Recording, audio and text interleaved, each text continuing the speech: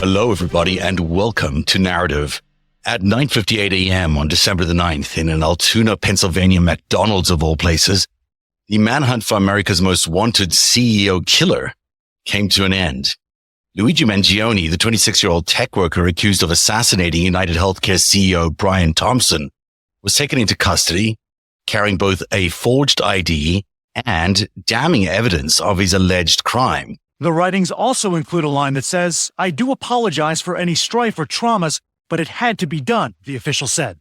Now, more background on the suspect's past emerging. His family carving both financial and political footprints in Baltimore, where they own 2 country clubs. And his cousin Nino Mangione is a Republican state legislator. The University of Pennsylvania confirming he earned a bachelor's degree and a master's in engineering. Investigators say they're doing a complete scrub of Mangione's online posts, including Goodreads, where he quoted this take of the Unabomber. "When all other forms of communication fail, violence is necessary to survive," Mangione calling it interesting. His last known address was in Honolulu. A friend from Hawaii told CNN Mangione struggled with back pain. He confirmed that he had surgery, and he sent me the x-rays that looked heinous. Along with a sophisticated weapon, a spiral notebook containing detailed notes of how the assassination was planned, and another note to the police, a manifesto of sorts, 262 words long. It begins, "To the feds, I'll keep this short because I do respect what you do for our country. To save you a lengthy investigation, I state plainly that I wasn't working with anyone." This was fairly trivial, he goes on to say, some elementary social engineering, basic CAD, and a lot of patience. We'll show you more of that manifesto throughout our report this evening. Court documents reveal Mangione was found with a semi-automatic pistol featuring a 3D printed receiver and a homemade silencer. That's the same type of weapon used in Thompson's execution-style killing outside the Manhattan Hilton Hotel 5 days earlier. The indictment paints a chilling picture of premeditation, but there are new questions tonight about where Mangione was just before returning to the United States. What was he doing in Japan? And why did his mother file a missing persons report on the 18th of November? As Mangione was led in for arraignment in Pennsylvania, he shouted out to the journalists,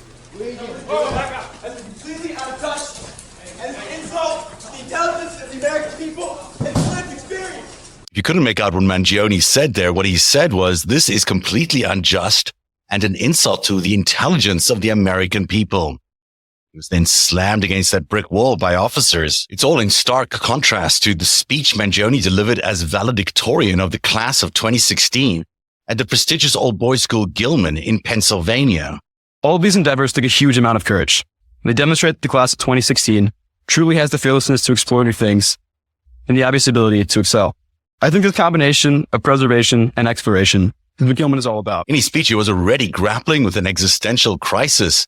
It was 2016, and the propaganda machine that gave us Donald Trump and MAGA had already begun to permeate the young minds of Americans. Throughout his years at Penn State and his time as a tutor at Stanford, he was described as a very smart person and immediately got a job after graduating in Santa Barbara, although he was later laid off. In 2022, Mangione joined an intentional community for digital workers in Honolulu. His friend, RJ Martin, said this about him. Had a great sense of humor. We bonded over working out, over intellectual conversations we had at book club. He was absolutely a kind person, not violent, never one to even watch violent sports or talk about guns even, never once popped up in conversation. It's beyond surprising that the Luigi that I knew is completely incompatible with an assassin. But then everything changed. A surfing accident led to a week of immobilization for Mangione. His friends searched for a special bed, and he underwent back surgery that would change everything, captured in the x-ray that he later used as his Twitter profile picture, which showed 4 screws in his lower spine. But we know very little about the surgery, and we certainly don't know if United Healthcare was his insurer. What is clear is that the back surgery had a profound impact on him. In the months leading up to the shooting, Mangione became immersed in a very specific corner of tech culture ideology, as embodied by Silicon Valley billionaire Peter Thiel. He shared Thiel's controversial views on neurodivergent tech founders I think there's this very strange phenomenon in Silicon Valley where a lot of the most talented startups seem to be run by people who are suffering from a mild form of Asperger's. And I think we need to always turn this fact around and view this as an indictment of our whole society. Because what does it say about our society when anyone who does not suffer from Asperger's, who is socially well adapted, will be talked out of all of their original creative ideas before they're even fully formed, who will sense this is a little bit too weird, that's a little bit strange, that sounds a little bit crazy, people are looking at me in a weird way. And I think this is something that we must all realize is a deeply endemic problem. They've done these studies at Harvard Business School, which I think you don't have to think of the business school student as a profile in anti-Asperger's. They're very extroverted, often have no real convictions.